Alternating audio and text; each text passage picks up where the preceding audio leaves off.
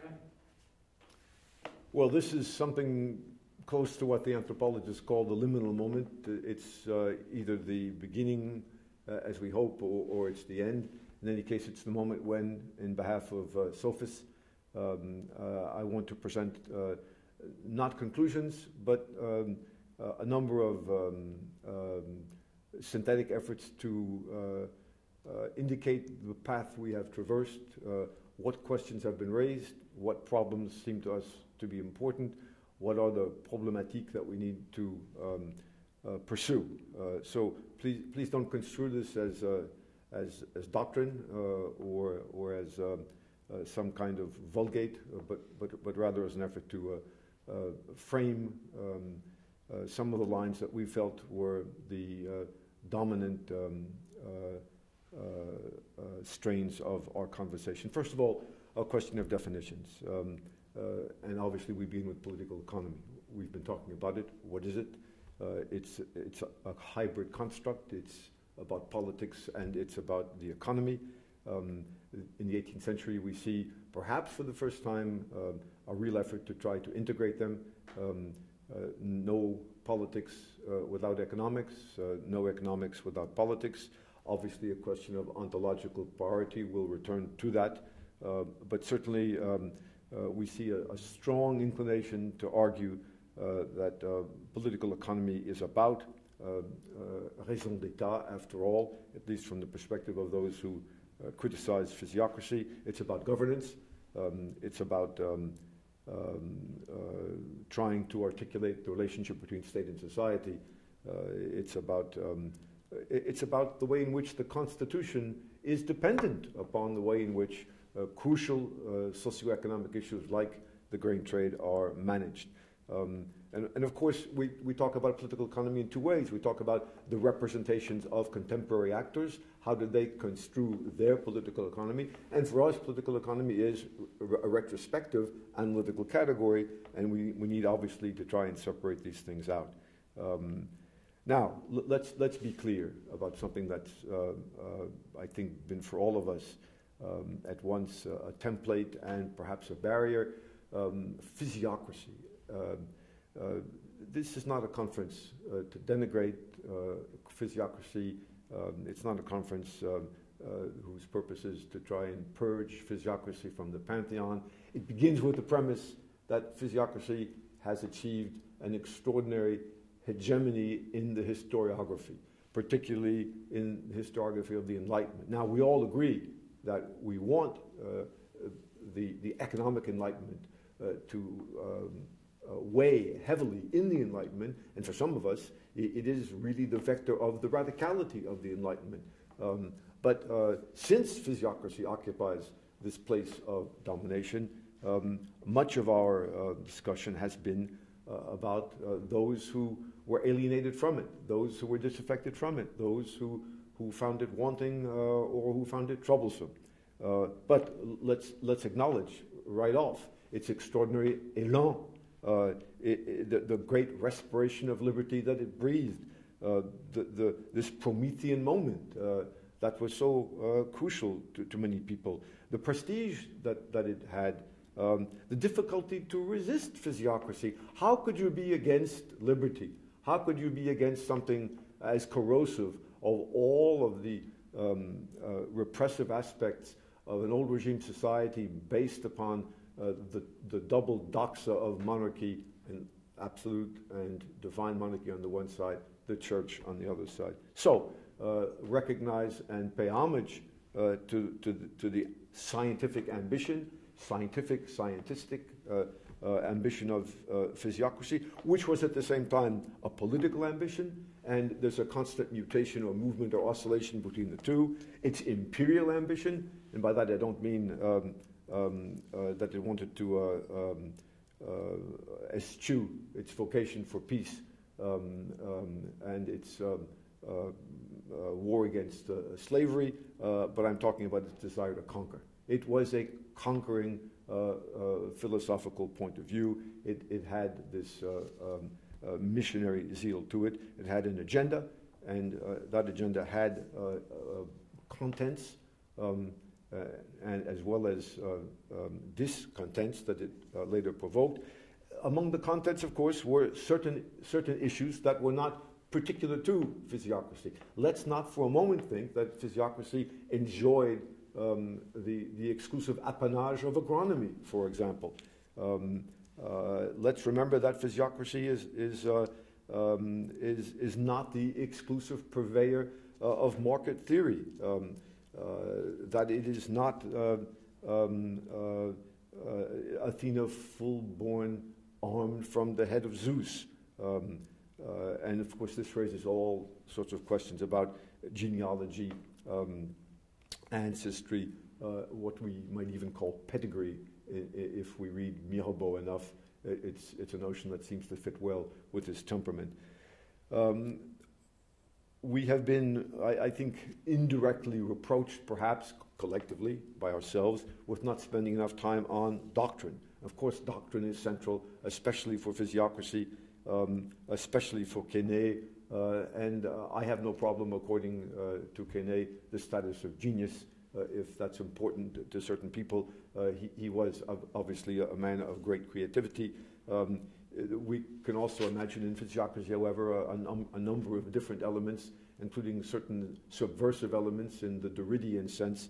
Dupont, for example, who's constantly revising the doxa in ways that he thinks will make it either more compatible with his own views or more compelling in the marketplace of ideas.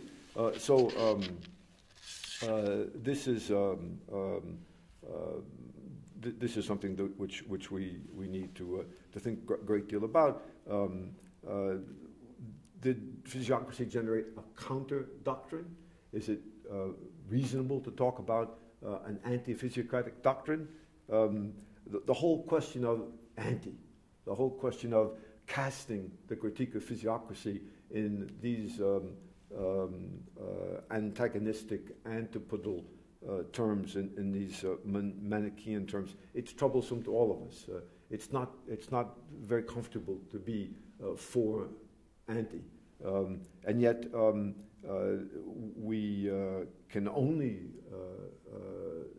take stock of a proliferating contestation of physiocratic ideas, those ideas in their pure ideological form, those ideas when they become integrated into practice, and that thus when policy becomes actual politics.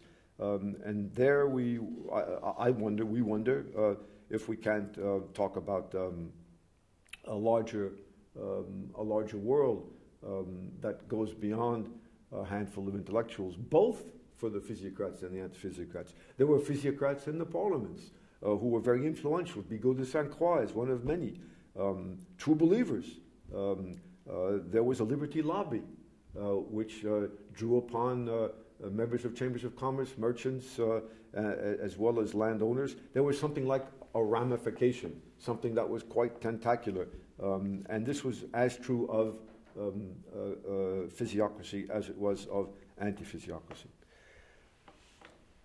A large issue that we touched upon at a number of junctures, perhaps with hubris, perhaps with excess, the Enlightenment. The Enlightenment is for so many a given, and yet, as I mentioned at the very outset of this conference, the postmodern moment was geared precisely to placing into question, fulminating against the Enlightenment project. For us, the Enlightenment is a site, a terrain of contestation, historiographically as well as historically.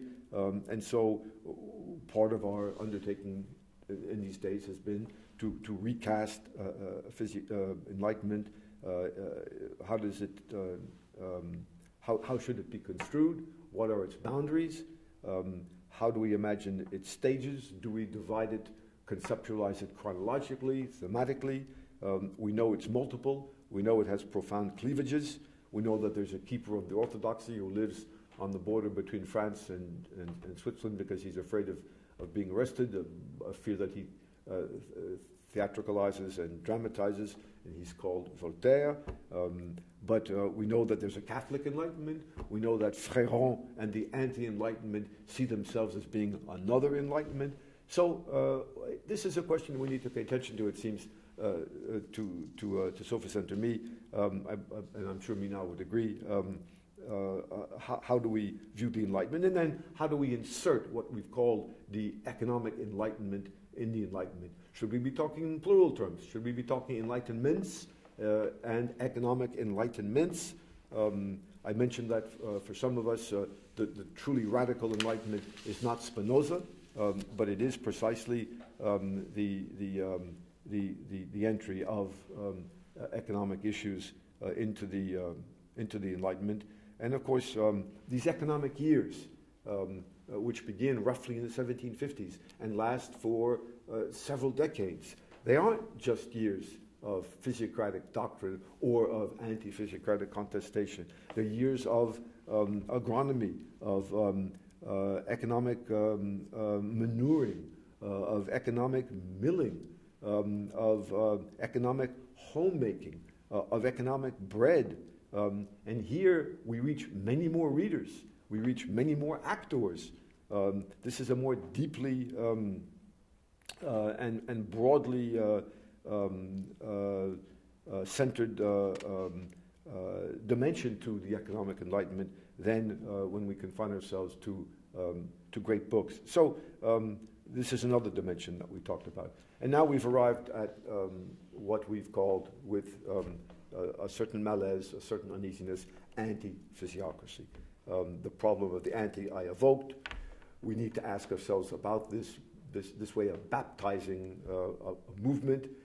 Indeed, the word movement itself may be presumptuous and needs to be problematized. How do we inscribe this into a history that's intellectual, that's political, that's economic, that's cultural, that may even be religious? We can imagine a long-term inscription of physiocracy, of anti-physiocracy, an anti-physiocracy that begins with Serra centuries ago, perhaps even earlier. Anti-physiocracy before physiocracy, does that make sense? Of course, in this sense, there's also a physiocracy before there was physiocracy. So we're asking questions here that obviously are epistemological and methodological. Again, we want to do this without being Manichaean to the extent that we can. What strikes Sophus and me about anti-physiocracy, among many other things, is its vitriol, its vehemence, its violence. Why? Why? And this was quite widespread. And I think that the reason is because anti-physiocracy, we're calling it that in double quotation marks for the moment, was deeply shocked, deeply troubled, deeply distraught by what it saw as the damage, not simply the portent, but the real social damage of unchained, unleashed, untrammeled, unshackled physiocracy. And why do I use those words? Because the physiocrats themselves insisted that their liberty must be total, it must be untrammeled, it must be unfettered, it must be absolute, it must have no limits.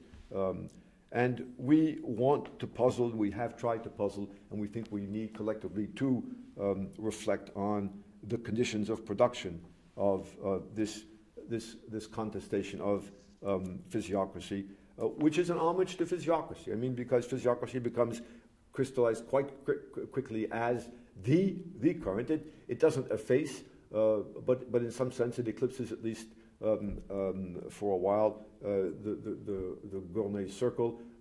For a while it really is unchallenged. So we need to think about an anti-physiocracy of doctrinal genesis. We need to think about an anti-physiocracy of political origins, an anti-physiocracy from above, but an anti-physiocracy from below. I'm struck by the anecdotes.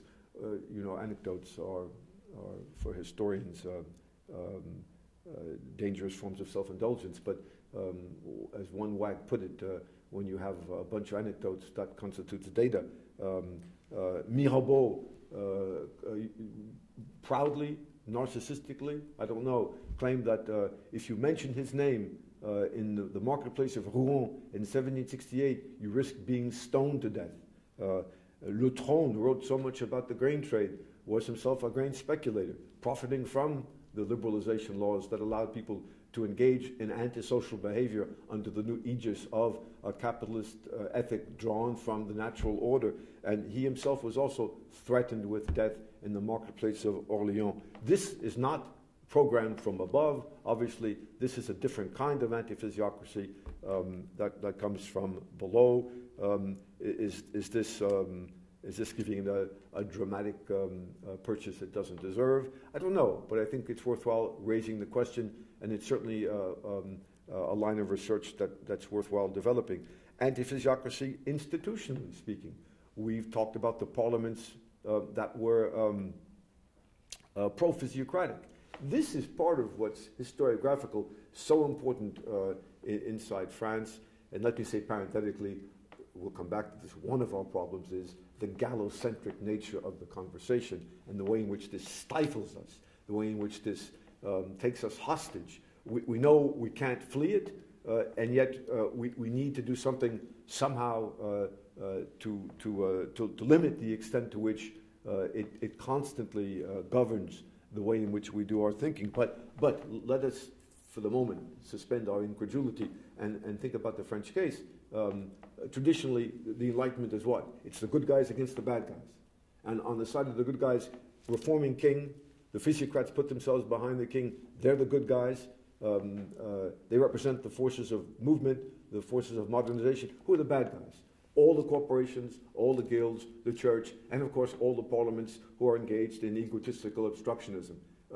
This Manichaean view of the Enlightenment is absurd because we know, for example, that the parliaments themselves were deeply divided. The philosophes themselves were deeply divided. There was not a single family. It's not Peter Gay's Party of Humanity. It's a world that's extraordinarily fragmented and quite fractious. So, for the parliaments, for example, there are three in particular that are that speak in a voice so profoundly physiocratic, a discourse that's so imbued with an intransigent vision of the inviolable and sacred nature of the laws of property and liberty, that one wonders whether, in fact, they're not overbidding Quesnay himself. And on the other hand, there are a number of parliaments which speak in favor of a policy of social stability, which revile the dangers of allowing the marketplace to arbitrate without any moral checks. Parliamentarians who see themselves really in terms that we would call moral economic. Now, what we need to understand is that not only are the parliaments divided, but within the parliaments there are important divisions. And the classical historiography is that the parliament is a monolith, that it speaks in a single voice, and obviously it doesn't. So in our search for an anti-physiocratic institutional basis, we're looking, of course, at certain parliaments, and within all parliaments, we're looking at the police, but there are multiple polices, if you will. The police functions at multiple levels. It has two sources. It has a ministerial source through the Control General. It has a parliamentary source through the Procureur General. They are often, in fact, in rivalry and in tension. But on the ground, the subdelegate, the fiscal procurator, the royal procurator, the judges, the lieutenants of police, when it comes to liberty, they react with a sense of collective enemy and disarray. How can the king abandon us? How can the king pronounce all of a sudden that he no longer is responsible? How can he repudiate the social contract? What are we to do? The king is asking us in oxymoronic terms to maintain the order without intervening in the marketplace. We can't do this. This is tying our hands and crippling us, and this is in some sense legitimating social disorder. There are notions that are profoundly divisive and deeply interesting to us. Nature. Is nature a salope, a bitch? I'm not using gendered language that bespeaks personal misogyny, or if I am, it belongs to sophists rather than to me.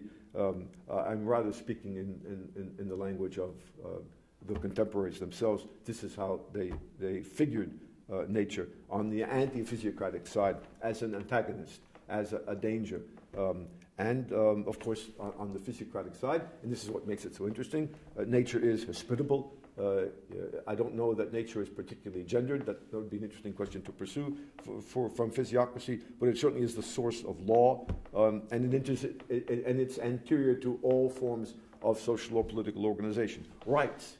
We've only talked marginally about rights. Rights come from nature for the physiocrats.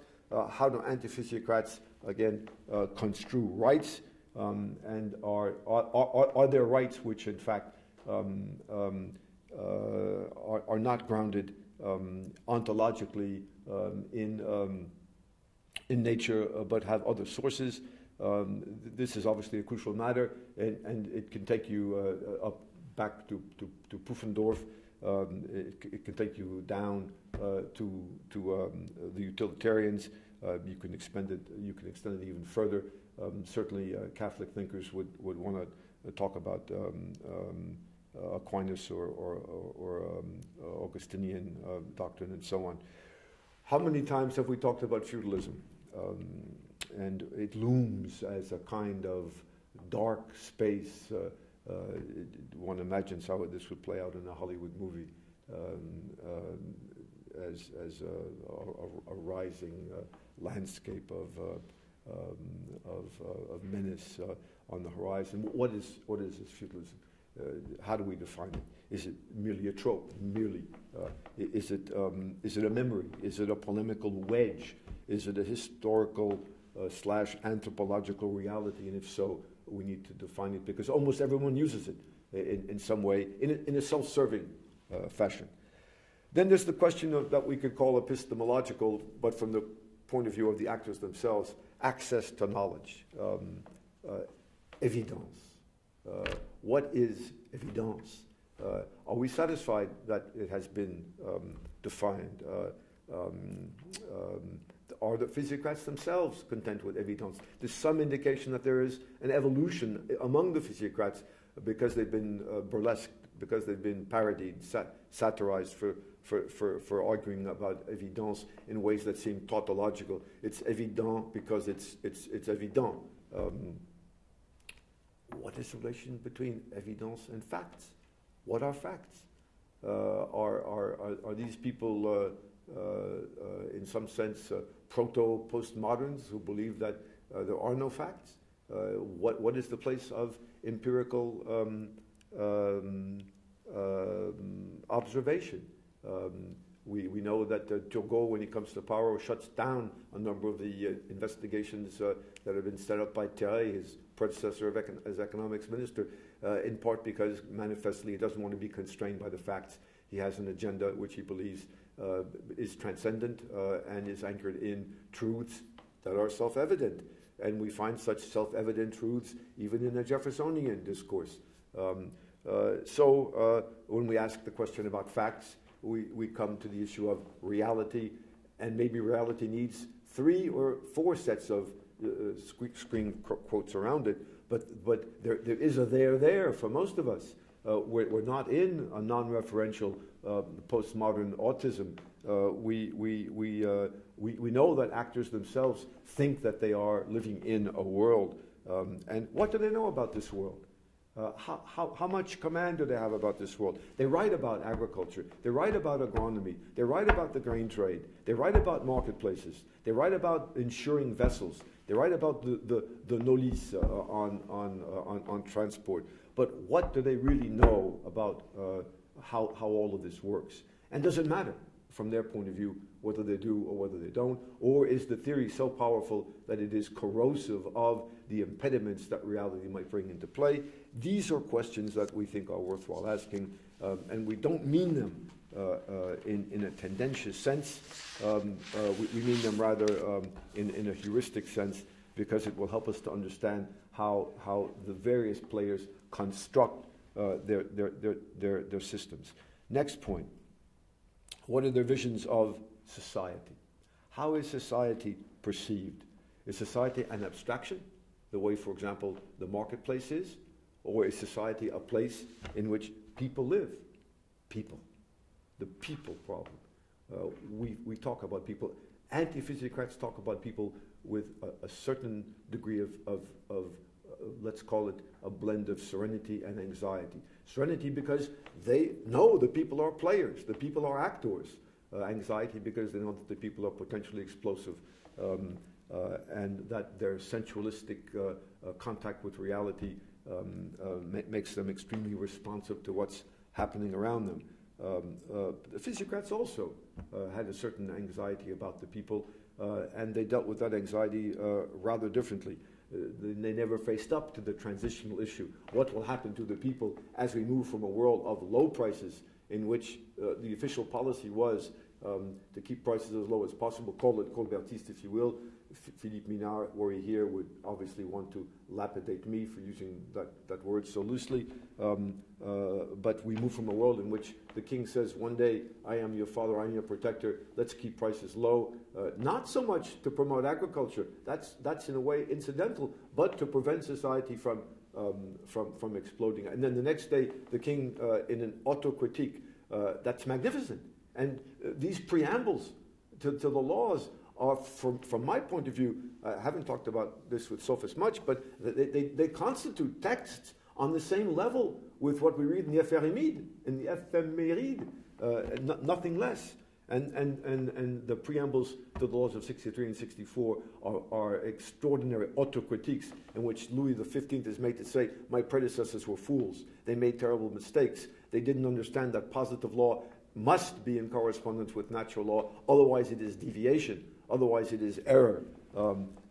So it is legitimate for us to free the people from their long period of imposed minority, and their emancipation will be a joyous moment. But for the people, is it really so joyous when they're told it's up to you? It would be vulgar on my part to invoke the speech of former President Clinton at the Democratic National Convention when he contrasts the Republicans and the Democrats by saying, for them, it's everyone for himself, and for us, we're all in it together. There's something like that, something redolent of that in what we're talking about here in these visions of society. And certainly this is what helps us to understand the very self-conscious alliance between people and police that's denounced by Dupont. Dupont says scornfully, the police become people in moments of crisis. And we see the same rhetoric in Mirabeau and in others.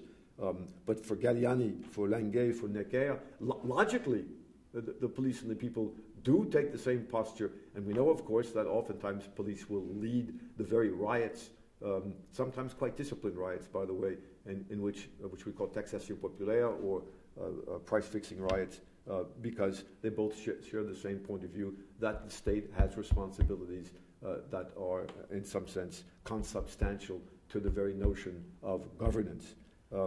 So this leads us logically to problematizing the role of ideas in their relationship to policy.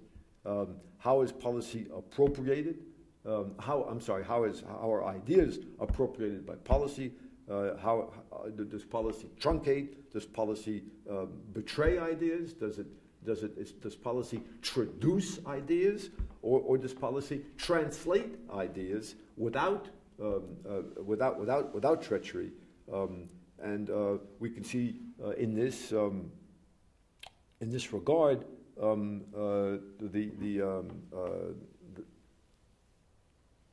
beg your pardon. Our conviction, Sophist and I have talked about this a great deal, that ideas have consequences, and that it is perverse to remain in some kind of sequestration where ideas are placed in a register that makes them impervious to their consequences, intended, unintended, perverse, or on the contrary, positive. The ambivalence of the physiocrats after the great liberalization laws of 63-64. In 63-64, they are elated. It is a moment of ecstasy. It is a moment of extraordinary self-affirmation. We've done it. And they were right to be ecstatic. This is the first time that we see in the Enlightenment this kind of realization of ideation into policy, and it is the most radical possible kind of ideation, kind of ideology, kind of policy, because it is a rupture in the very nature of the relationship of state to society, of king to his flock. And then when troubles begin to arise as a result of bad luck, there were a series of 3 bad harvests, as a result also of the policy of liberalization itself, then the physiocrats begin to say, well, you know, this is not because this is not because of liberty. Liberty is not the source of disorder and disarray. It's because there's insufficient liberty. It's because liberty has been undermined by the police and by certain of the parliaments. It's because liberty has not been enforced in terms that are absolute, total, indefinite, and so on. So we need a larger and more complete dose of liberty in order to rescue us. And here we see the argument about monopoly, which we made allusion to. Monopoly for the physiocrats is the result of lack of competition. Monopoly for those who criticize the physiocrats is the result of untrammeled competition, which is not regulated whatsoever. So we really are here in confrontations that are powerful, that are concrete, that are not simply ideological, but that are also policy and political, that are social, that have consequences. And this explains, of course, why there is such febrility in the moment of implementation, and why this moment is such an important moment, not only for the French, but we see echoes in Italy, we see it in Germany, we see it in the north as well. So, next point, the state as problematic. Let's not forget the state. Let's not allow the state to be obscured by the salons or even by the marketplace, and certainly not by the opera houses. The state in the process of state making. As Sophist puts it so elegantly, the state's needs and the needs of the state. And here we come, of course, back to state and society.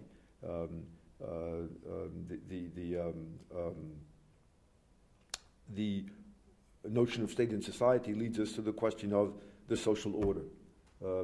I argue that the social order is a daily construction, and that the business of governance every day in every society is the problem of trying to rebuild day to day the social order. And this is why we have moments of unexpected consensus that run from the people who live in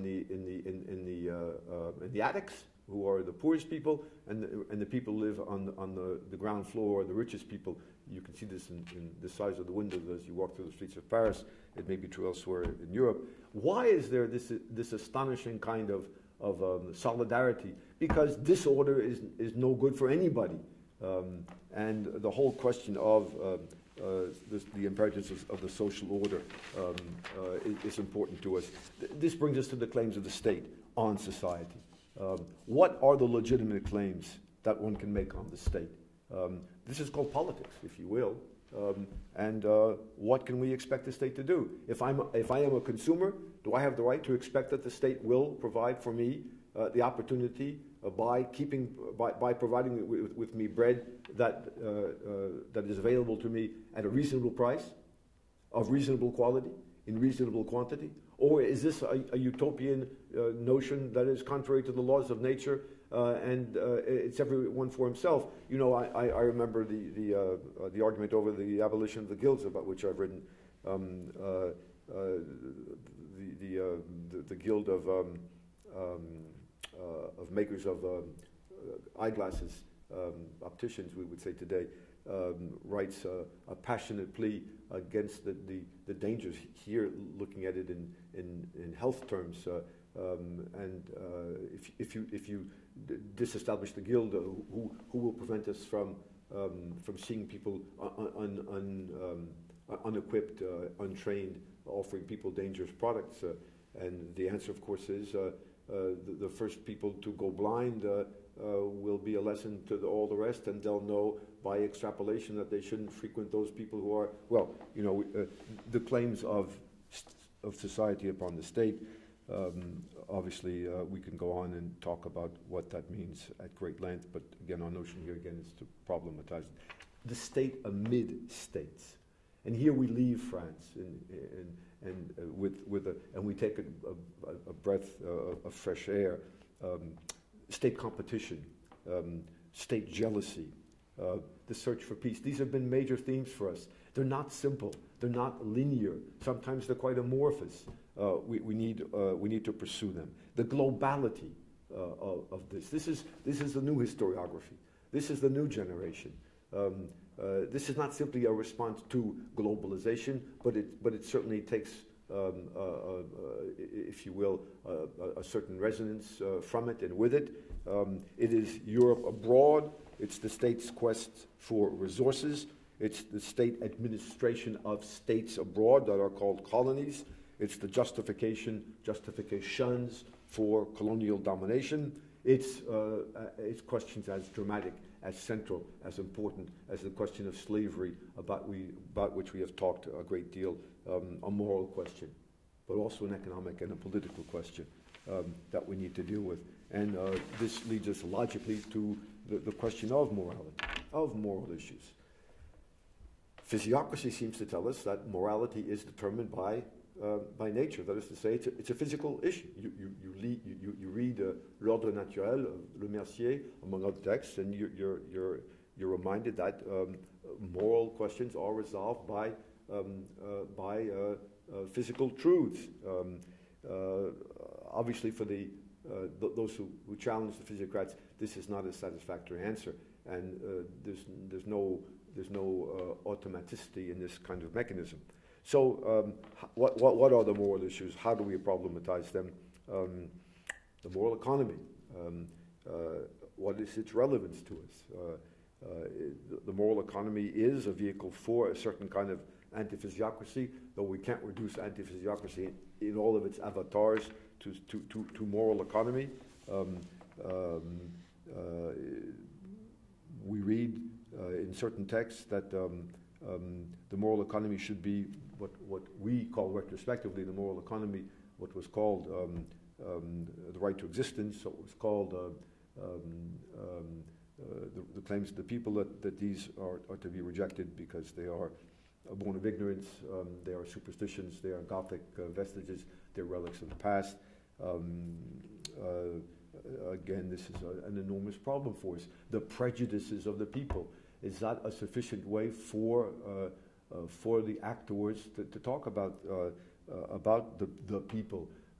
We're not in the 99%, 1% logic, but nevertheless there are once again resonances that we historians would be naive to pretend don't intrude upon our reflections. And do the people who are on the physiocratic side and who are on the other sides, plural, do they see the crust of prejudice in the same way?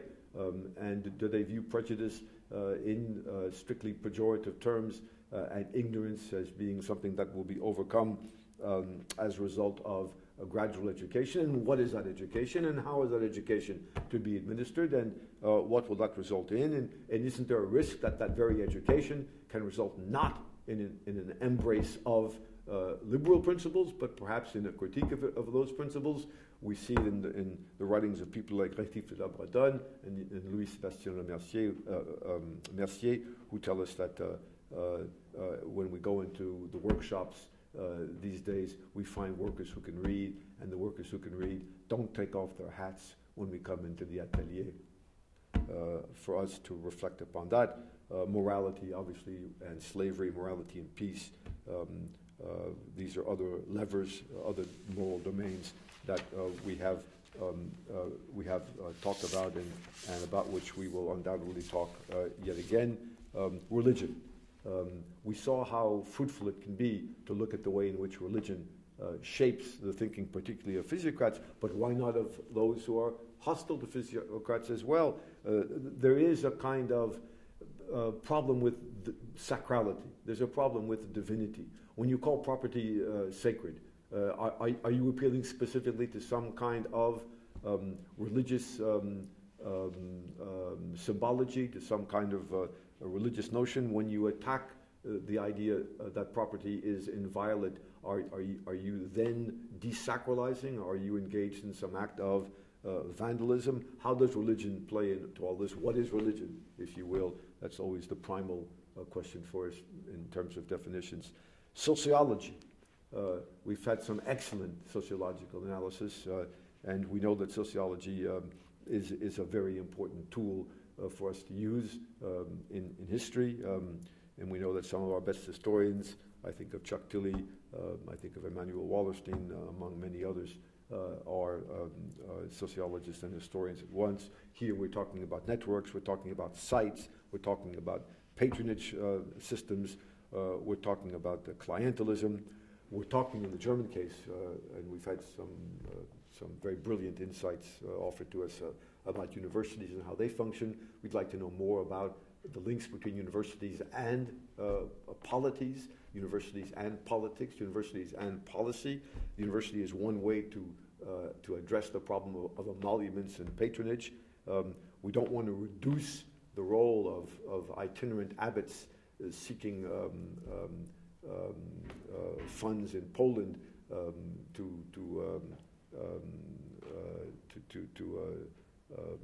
greed or to cupidity.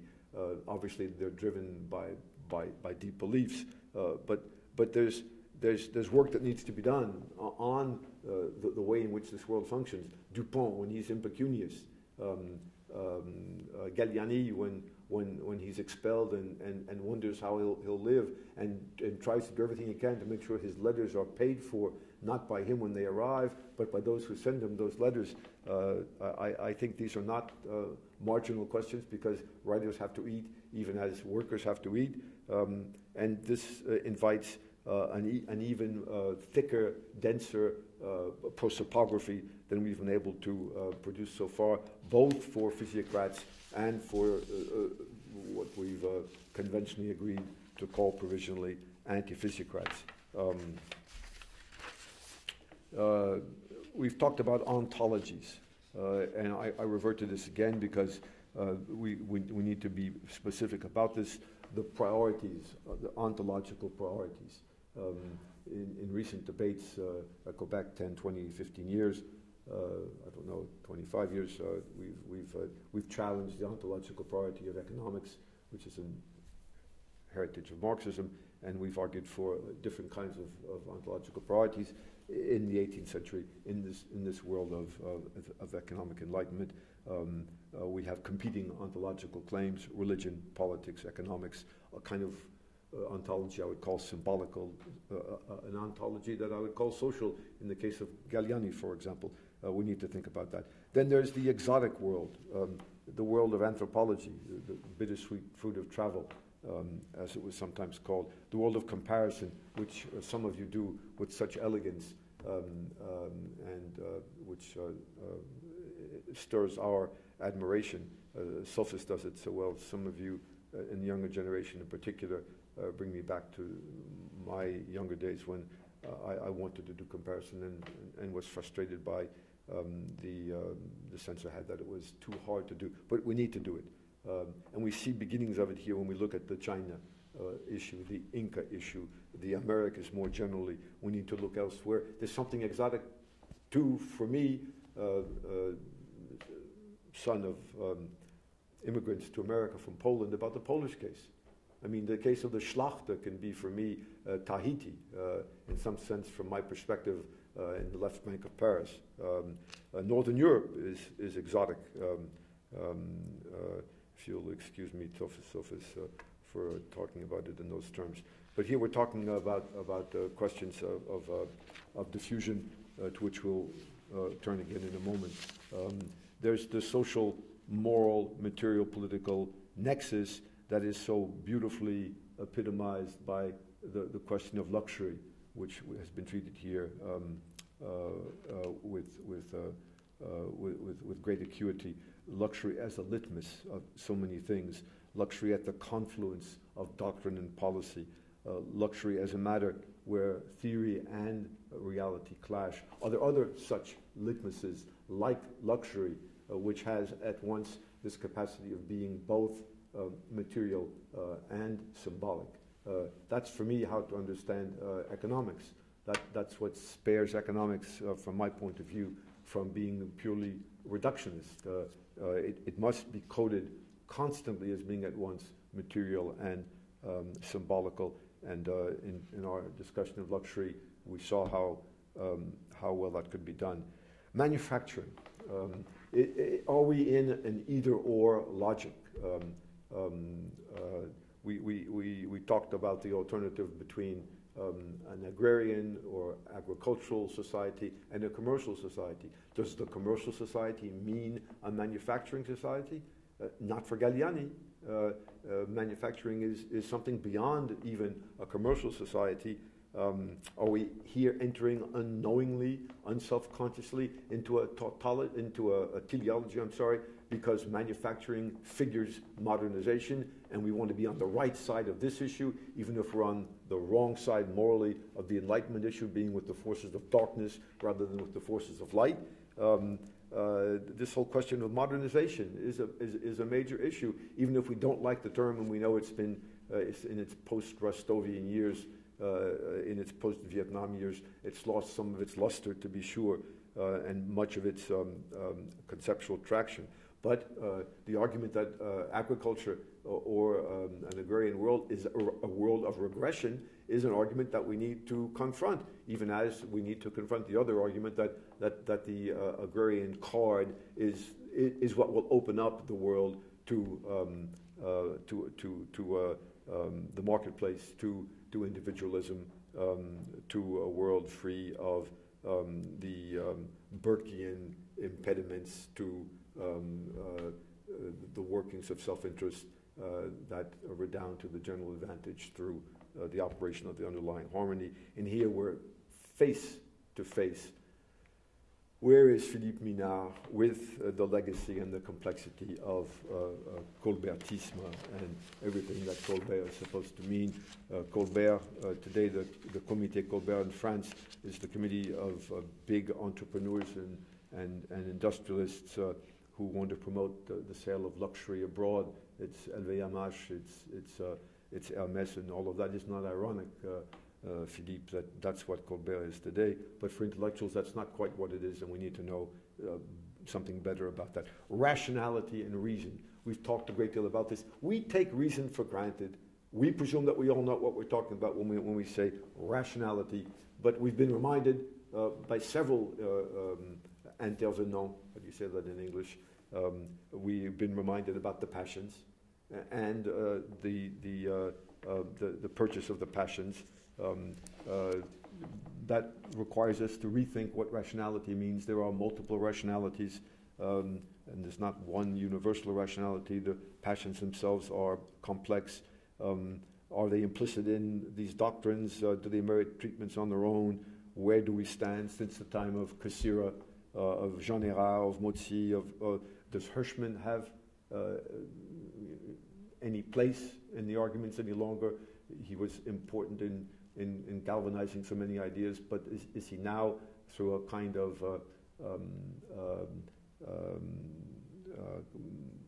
fetishization of his point of view, is he now pertinent? The English school, which has been so important, and of course sophists would ask me undoubtedly, well, what do you mean by the English school? Do you mean Quentin Skinner? Do you mean Pocock? Do you mean something else? Well, I mean all of that, and undoubtedly something else as well. The newer historiography, natural law. Sophists wanted to have time to talk to us about the issue of the trajectory that runs. I don't know if I'm recalling this correctly, from Pufendorf to Hobbes, or perhaps it goes back further and goes forward even more. But Pufendorf, Grotius, Burlamaqui, how does all this fit into our concerns? And then there's the question of our own epistemology, not the epistemology of the actors, the agents, in Bourdieu's terms, but our own. We've seen that we have different assumptions. We have different habitus. We come from different backgrounds. We have different cultures. That's what's been so interesting for us. We've been arguing about matters from points of view, from vantage points that are quite different. We have assumptions that are overt, but that are also unavowed, as Bourdieu would remind us. We use different practices because we have different trainings. We have different ways to valorize and to hierarchize. We don't see texts in the same way. We don't even give the status of textuality to the same documents. We are tempted to talk about high and low text. We are tempted to talk about texts that are generated in the savant or elite culture as opposed to non-texts or rudimentary, inchoate, embryonic texts that come from a popular milieu. And then there's the question of how we approach these texts once we assign them a place. Do we use an internalist approach where discourse has a kind of autonomy? This is the heritage that moves through from Leo Strauss right on through postmodernism via Derrida and others. Close reading, which you either regard as a conceit or as a powerful tool of understanding, as opposed to the internalist approach, the externalist approach, where you want to insist not strictly on discourse, but on its conditions of production, and where discourse is seen as practice, and practice is seen as discourse. This is contextualization. Or do we want to find some kind of third way, which may be the right way, some kind of dialectic that plays between them? And here there are multiple bridges. Foucault gives us one. Geertz gives us another through his way of looking at culture. There's a social semiology. I raise all of these questions with sophists because we think they deserve to be problematized, and they can be important vehicles for us, important vectors for us. The historicization without contextualization, is that possible? Can we pretend to be doing history without contextualizing? Maybe we can. Skinner suggests ways of contextualizing that are quite historical, but Dominic Lecapra at various moments, my dear friend, argues that there are certain texts that, without being transcendental, are not anchored to or dependent upon contextualization. We need to think these out as we talk about physiocracy and anti-physiocracy, both in relation to facts, constructed or harvested, and to reality. There are questions of genealogies. Some of us think genealogically, and we want to insinuate ourselves or insert ourselves in some long perspective. And then there are those of us who want to talk about situations, about derivations in a different way. I'm thinking that I betrayed sophists because it was rather from Hobbes to Marx, probably. So sophists, excuse me, please. And I'm a man of pre-senescent proclivities, so I hope that I got it right. And here we can cross our scholarly approach with contemporary representations and contemporary vocabulary in fruitful ways. And even as we try and distance ourselves, we need to approach. It's a delicate matter. It involves a great deal of agility, acrobatics. It's almost a kind of kabuki, or maybe it's more like the Tsuzuki market in Japan, where everything is already predetermined and all of the bidding is simply theater. The final point I want to insist upon, or the penultimate point, is the question of influence. We've talked so much about it. A lot of us take it for granted. So-and-so is influential. Who is going to contest the fact that Istvan Hunt is not influential, Robert Taunton is not influential, Jean-Jacques Rousseau is not influential, and yet we have an obligation when we're talking about historical objects, because we create historical objects, that's what we do, to try and find measures, not necessarily metrics, but some way of trying to take the measure of influence. And we've talked about both diffusion and vulgarization. It's a word that frightens and troubles some people. For others, it's a word with which they are comfortable. But it's important to us within the physiocratic orbit, but also outside, within the French orbit, but particularly outside. Is the physiocracy we find outside France the same as the one we find inside France? Is it an improvement? Is it richer? Is it a kind of anorexic physiocracy, which is geared to the needs of a particular kind of landscape? Does physiocracy evolve or does it devolve when it goes elsewhere? The Italian case is so important, where Italy seems to be captured by physiocracy in a way. Physiocracy has this protean quality of the siren. And not all of us have the capacity of Odysseus to protect us from the fatal, mesmerizing call, the summons of the siren. But this whole question, whether we look at it longitudinally or otherwise, is quite fascinating. In the Italian case, is I'm sure not a case on its own. And when you imagine Mussolini stripped to the waist, talking about grain as being the beginning of the real solution, and you are, as I am, a French historian, you cannot help thinking about the way in which the father of Leroy Ladurie, one of our most creative and wonderful French historians, but who was Minister of Agriculture under Vichy, also used physiocracy in his manner to try and reconcile a certain kind of morality with a certain kind of vision of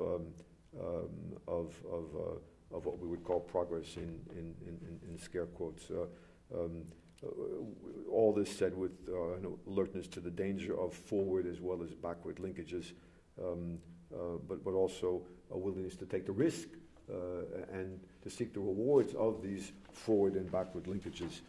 And linked to this question, and this is our final point to those of you who are beginning to feel a little bit itchy, the question of the sociology of reception that follows quite logically. We've talked about this a good bit, and I think quite fruitfully. Appropriation, which comes from a number of different ways. Chartier distills it from de Certeau, from Bourdieu, who gets it from Husserl, and we can probably go back even further to Thorsten Veblen, and maybe Simmel, but let's forget about the genealogy. And the crucial notion of appropriation is consumption is an act of production. The reader who reads a text is producing something different from what was in that text. That's an extraordinarily fruitful, potentially metamorphosizing notion. Let's drop that verb for the moment.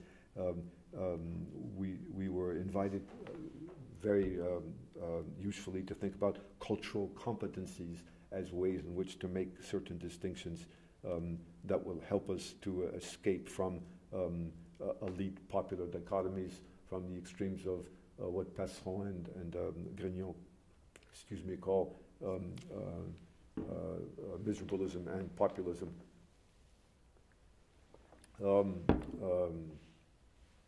What is left of the public sphere? Habermas, so much a pioneer, taught us so much. We've been so abusive. We've been so reckless with the way in which we have appropriated Habermas. But maybe according to this logic, appropriation has no sanctions, either of honor or of fidelity. Who knows? But I think that the recycled public sphere probably needs to be placed into question. I think we all agree about that now. And then the issue of public opinion, you know that I've been merciless about that.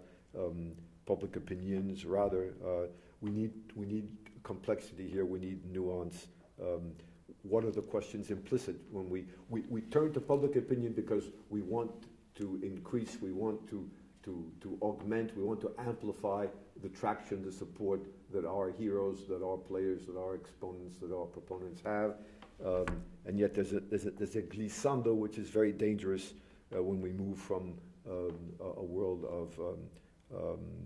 of ideas into a larger arena. Yet ultimately we know, and we've seen in this very colloquium that public opinion is the queen of the arena of exchange, even for scholars who find themselves at the end of the world. Thank you.